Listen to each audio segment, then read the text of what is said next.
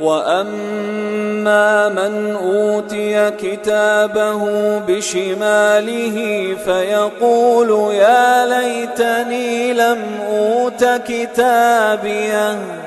ولم أدر ما حسابيه يا ليتها كانت القاضية ما أغنى عني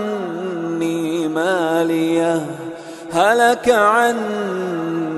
سلطانيه خذوه فغلوه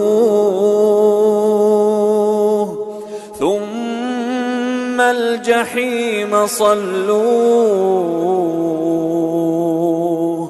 ثم في سلسلة ذرعها 70 ذراعا فاسلكوه